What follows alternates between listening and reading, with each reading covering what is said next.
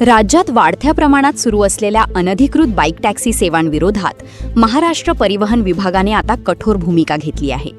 ओला, Uber आणि रॅपिडो यांसारख्या app आधारित बाईक टॅक्सी सेवा कोणतीही वैध परवानगी किंवा शासन मान्यता न घेता सुरू असल्याचा आरोप करत परिवहन मंत्री प्रताप सरनाईक यांनी सायबर क्राईम विभागाकडे संबंधित कंपन्यांवर FIR दाखल करण्याची मागणी केली आहे.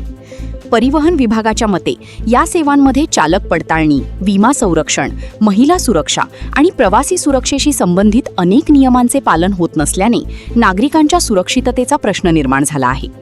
विशेषतः शहरी भागांमध्ये स्वस्त आणि जलद प्रवासाचा पर्याय म्हणून या सेवांचा वापर मोठ्या प्रमाणात वाढत असताना प्रशासनाने या प्रकरणाची गंभीर दखल घेतली आहे.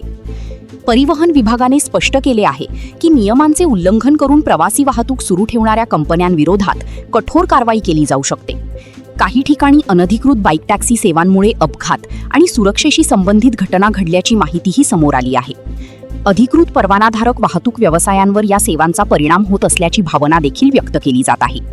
त्यामुळे राज्यातील वाहतूक व्यवस्थेत असमतोल निर्माण होण्याची शक्यता प्रशासनाने व्यक्त केली आहे.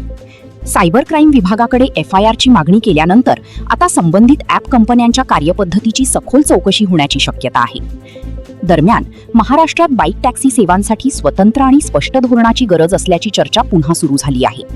काही राज्यांनी विशिष्ट नियम आणि अटींसह अशा सेवांना मान्यता दिली असताना महाराष्ट्रात अद्याप अंतिम धोरण लागू झालेले नाही. त्यामुळे नागरिकांची सुरक्षितता, रोजगाराच्या संधी आणि वाहतूक व्यवस्थेतील संतुलन या तिन्ही बाबी लक्षात घेऊन शासन पुढील निर्णय घेण्याची शक्यता व्यक्त होत आहे. या कारवाईमुळे राज्यातील ॲप आधारित प्रवासी वाहतूक क्षेत्रात मोठे बदल होण्याची चिन्हे दिसत असून कायदेशीर चौकटीतच वाहतूक सेवा चालविण्याचा स्पष्ट संदेश प्रशासनाकडून देण्यात आला आहे.